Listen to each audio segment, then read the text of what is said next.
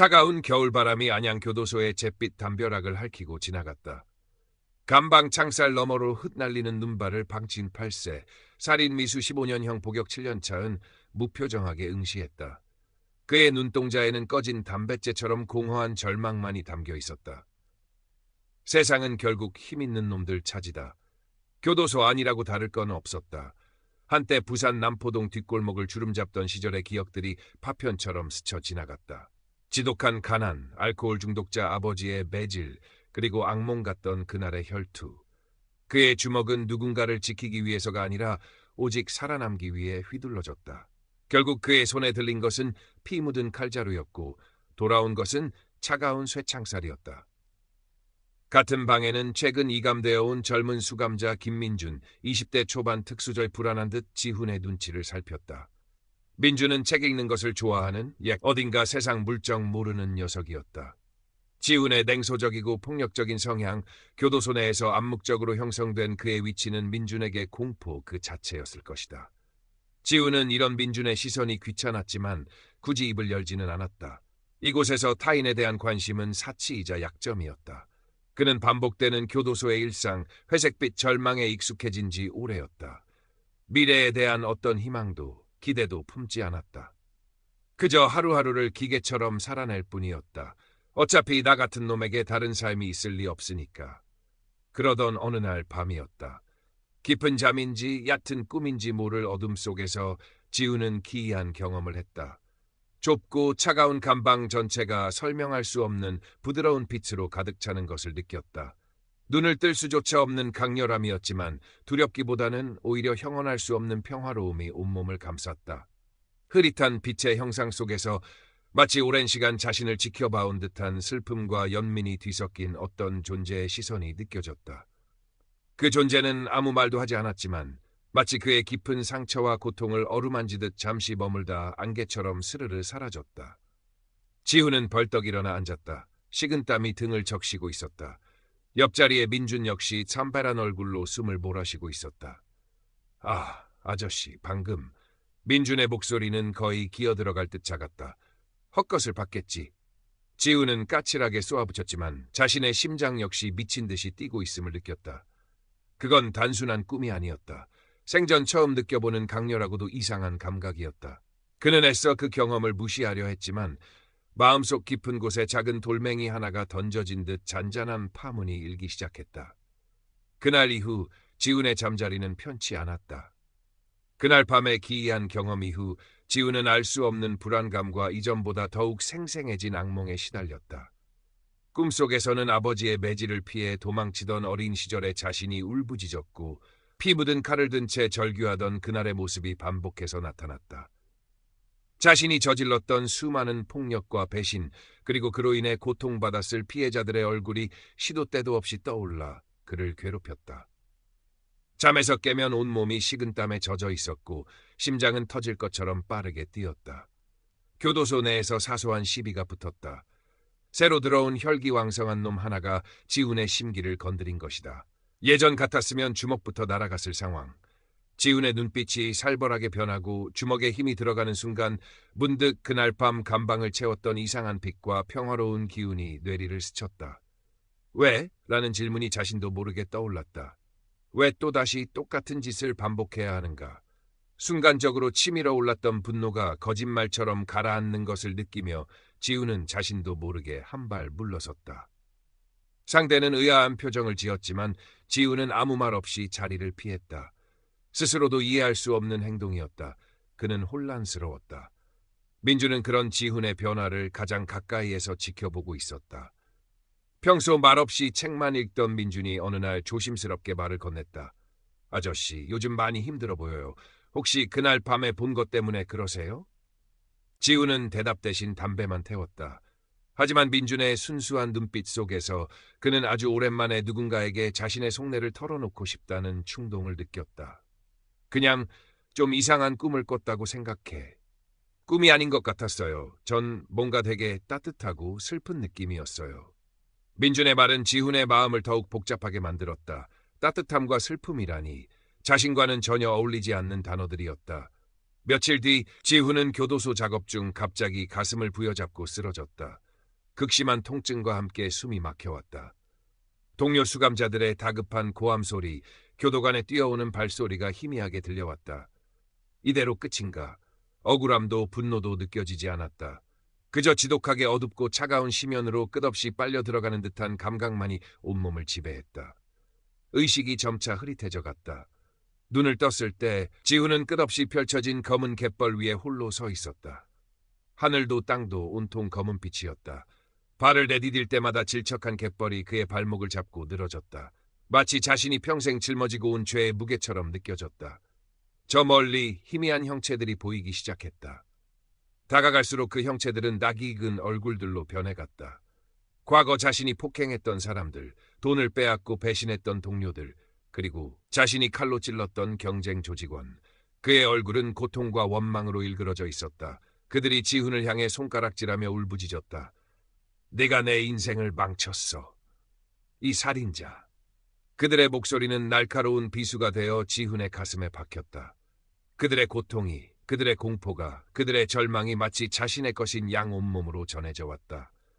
자신이 뱉었던 모든 거짓말과 욕설은 불덩이가 되어 입안을 태웠고 주먹을 휘둘렀던 순간의 잔혹함은 뼈를 깎는 고통으로 되살아났다. 지훈은 무릎을 꿇고 절규했다. 이것이 지옥인가? 그렇다면 나는 마땅히 이곳에 있어야 할 존재였다. 극도의 공포와 수치심, 그리고 온 우주를 다 삼킬 듯한 절망감이 그를 짓눌렀다. 얼마나 시간이 흘렀을까? 모든 감각이 마비될 듯한 고통 속에서 문득 그의 귓가에 나지막한 목소리가 들려왔다. 혹은 그의 내면 깊은 곳에서 울려 퍼지는 질문이었을지도 모른다. 이대로 소멸할 것인가? 아니면 살아서 속죄할 것인가? 지훈은 본능적으로 고개를 들었다. 소멸? 이 끔찍한 고통 속에서 영원히 사라지는 것인가? 아니면 다시 한번 기회가 주어진다는 것인가? 그는 자신도 모르게 절규하고 있었다. 살고 싶어. 제발 단 한 번만이라도 제대로 살아보고 싶어. 그의 목소리는 갈라지고 처절했다. 그 순간 기적처럼 모든 고통이 씻은 듯이 사라졌다. 발목을 잡고 늘어지던 검은 갯벌이 서서히 하얀 빛으로 변하기 시작했다. 마치 새벽동이 터오르듯 따스하고 부드러운 빛이 온 세상을 감쌌다. 지훈은 생애 처음으로 가슴 벅찬 감사와 평온함을 느꼈다. 눈물이 쉴 새 없이 흘러내렸다. 그것은 고통의 눈물이 아니었다. 정화의 눈물, 감사의 눈물이었다. 눈을 뜨자 그는 눈부시게 하얀 빛으로 가득 찬 고요한 소나무 숲에 서 있었다. 하늘까지 곱게 뻗은 소나무들 사이로 부서지는 햇살은 수정처럼 맑고 투명했다. 코끝을 스치는 짙은 솔향기와 맑고 청아한 새소리가 귀를 간지럽혔다. 그곳에는 상처 입은 영혼들이 서로를 위로하며 평화롭게 거닐고 있었다. 그들의 얼굴에는 더 이상 고통이나 원망이 없었다. 오직 평화와 이해, 그리고 잔잔한 미소만이 어려 있었다. 지훈은 그 풍경 속에서 모든 죄책감과 원망, 분노가 눈 녹듯 사라지는 것을 느꼈다. 마치 오랜 시간 더럽혀졌던 영혼이 맑은 샘물에 씻겨나가는 듯한 정화의 경험이었다.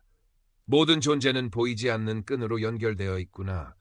가장 큰 죄는 타인에게 고통을 주는 것이고 가장 큰 선은 조건 없는 사랑과 용서라는 것을 깊고도 명징한 깨달음이 그의 영혼 깊숙이 새겨졌다. 박지훈 씨, 정신이 드십니까? 귀에 익은 교도관의 목소리가 현실로 그를 끌어당겼다.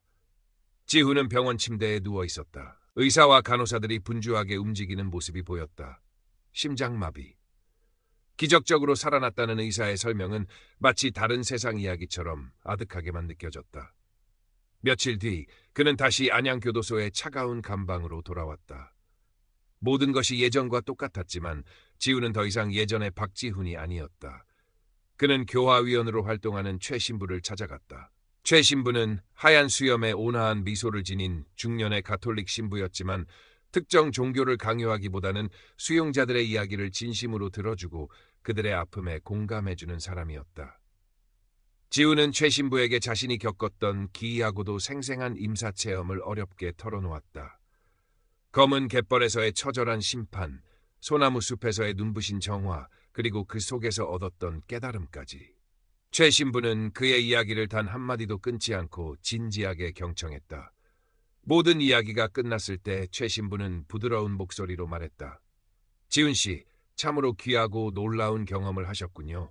그것이 무엇을 의미하는지 지금 당장 다 알 필요는 없습니다. 중요한 것은 지훈 씨 마음속에 새로운 씨앗이 심어졌다는 사실입니다. 그 씨앗을 잘 키워나가는 것은 이제 지훈 씨의 몫입니다. 최 신부의 말은 지훈에게 큰 위로와 용기를 주었다. 그는 자신의 경험이 헛된 망상이 아니었음을, 그리고 새로운 삶을 시작할 수 있다는 희망을 어렴풋이나마 느끼기 시작했다. 지훈은 의식적으로 과거의 폭력적인 습관을 버리고 선한 행동을 하려고 노력했다.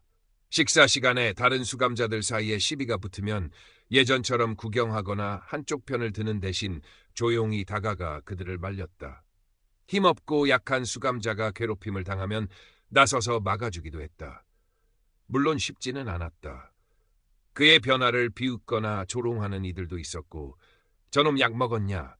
갑자기 착한 척은이라며 수군거리는 소리도 들려왔다.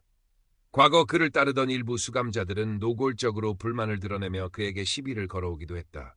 주먹이 울컥 치솟는 순간도 있었지만 지훈은 소나무 숲에서 느꼈던 평화와 사랑을 떠올리며 가까스로 분노를 사겼다. 김민주는 그런 지훈의 변화를 가장 가까이에서 지켜보며 묵묵히 그를 응원했다. 가끔은 지훈에게 자신이 읽던 책의 좋은 구절을 읽어주기도 했고, 지훈이 힘들어 보일 때는 따뜻한 커피 한 잔을 건네기도 했다. 민준의 존재는 지훈에게 작지만 큰 힘이 되었다. 아저씨, 꼭 새 사람 돼서 나가세요. 저도 아저씨처럼 변할 수 있다면 좋을 텐데. 민준의 말에 지훈은 아무 대답도 하지 못했다. 자신 역시 여전히 한없이 부족하고 나약한 존재임을 알기 때문이었다. 하지만 마음속으로는 다짐했다. 그래, 민준아. 나 같은 놈도 변할 수 있다는 걸 꼭 보여주고 싶다. 시간이 흘러 지훈의 변화를 탐탁지 않게 여긴 과거 조직의 한 간부가 출소한 다른 수감자를 통해 지훈에게 은밀한 메시지를 전달해왔다. 지훈이 아직 우리 식구인 거 잊지 않았겠지? 슬슬 나올 때도 됐으니 나오면 다시 한번 크게 일 한번 벌여보자. 옛정 생각해서 특별히 챙겨주려는 거니까 딴 생각 품지 마라. 그 메시지에는 달콤한 유혹과 함께 거절할 경우 교도소 내에서 어떤 보복이 있을지 모른다는 암묵적인 협박이 담겨 있었다. 동시에 지훈이 과거에 가장 큰 상처를 입혔던 살인미수 사건의 피해자 가족이 어렵게 면회를 신청해왔다.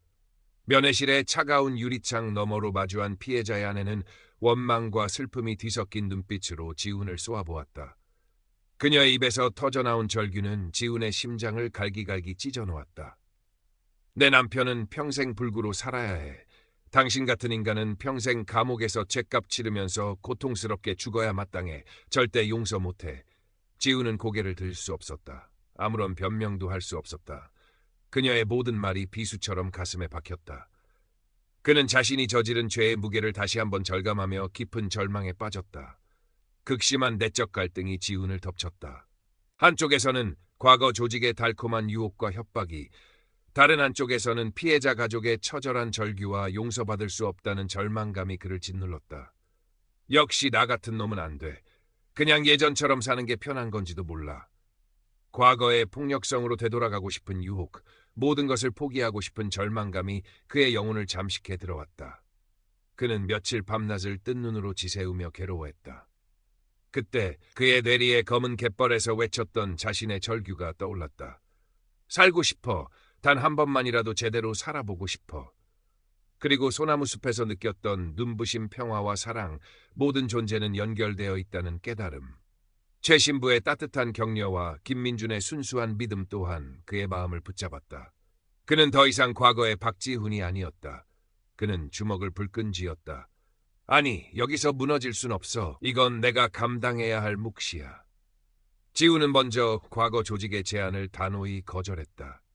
면회를 온 조직원에게 그는 낮은 목소리로, 하지만 흔들림 없이 말했다. 난 이제 예전의 박지훈이 아니오. 2번 다시 그 더러운 세계로 돌아갈 생각 없소. 앞으로 내 인생 건드리지 마시오. 조직원의 얼굴이 험악하게 일그러졌지만 지훈의 눈빛에서 더 이상 어떤 위협도 통하지 않을 것이라는 단호함을 읽었는지 결국 아무 말 없이 돌아갔다. 그리고 지훈은 피해자의 아내에게 떨리는 손으로 편지를 쓰기 시작했다. 어떤 변명도 자기 합리화도 없었다. 오직 자신의 죄에 대한 처절한 고백과 진심 어린 사죄, 그리고 평생 속죄하며 살겠다는 다짐만이 담겨 있었다. 그는 매일 밤 잠들기 전 피해자와 그의 가족들을 위해 기도했다. 용서받을 자격이 없다는 것을 알았지만 그럼에도 불구하고 그는 용서를 구하는 것을 멈추지 않았다. 그것만이 자신이 할 수 있는 유일한 일이었기 때문이었다. 그의 이러한 행동은 교도소 내 다른 수감자들에게도 조금씩 영향을 미치기 시작했다. 처음에는 비웃던 이들도 지훈의 진심 어린 변화 앞에서 점차 숙연해지는 분위기였다. 시간은 상처를 더디게나마 아물게 했다. 지훈은 매일 아침 떠오르는 태양을 보며 새로운 삶에 대한 의지를 다졌고 매일 밤 잠들기 전 자신의 하루를 반성하며 기도했다. 그의 얼굴에서 과거의 살벌함은 사라지고 깊은 슬픔과 함께 잔잔한 평화가 자리 잡기 시작했다. 그는 교도소 내 도서관에서 책을 읽으며 세상을 배우기 시작했고 최 신부와의 대화를 통해 인간과 삶에 대한 이해를 넓혀갔다. 김민준과는 서로에게 힘이 되어주는 좋은 친구가 되었다.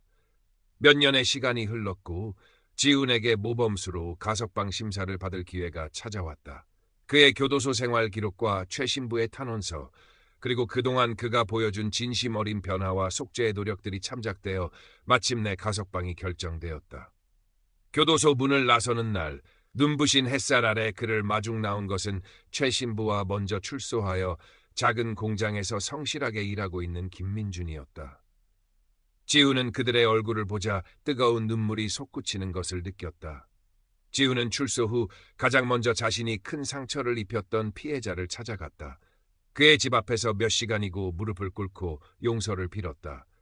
피해자는 여전히 그를 용서하지 못했지만 그의 아내는 지훈의 진심 어린 눈물과 변화된 모습 앞에서 처음으로 차가운 분노 대신 깊은 슬픔을 보였다. 당신을 용서할 수 있을지 모르겠소. 하지만 당신의 남은 인생이 진정으로 속죄하는 삶이 되길 바라겠소. 그것은 완전한 용서는 아니었지만 지훈에게는 한 줄기 빛과 같은 말이었다. 그는 평생 그 말을 가슴에 새기고 살아가리라 다짐했다. 그 후 지훈은 부산으로 돌아가지 않고 서울 변두리에서 작은 식당을 운영하며 조용히 살아갔다. 식당 한쪽에는 작은 책꽂이를 만들어 책을 기증받아 채워 넣었고 동네 청소년들이나 어려운 이웃들에게 무료로 식사를 제공하기도 했다. 그는 자신의 과거를 숨기지 않았고 오히려 자신의 경험을 통해 방황하는 청소년들에게 용기와 희망을 주려 노력했다. 밤에는 작은 쉼터를 후원하며 그곳에서 상담 봉사를 했다.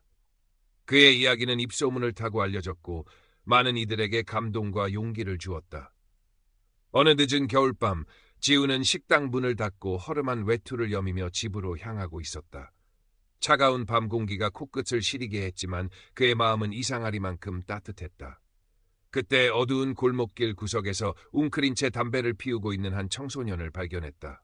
앳된 얼굴이었지만 눈빛에는 세상에 대한 반항과 깊은 절망이 어려 있었다. 마치 과거의 자신을 보는 듯했다. 지훈은 조용히 그에게 다가갔다. 청소년은 경계하는 눈빛으로 그를 쏘아보았다. 지훈은 부드러운 미소를 지으며 낮은 목소리로 말했다. 많이 춥지? 아직 문 닫은 지 얼마 안 됐는데 따뜻한 국밥 한 그릇 하고 갈래?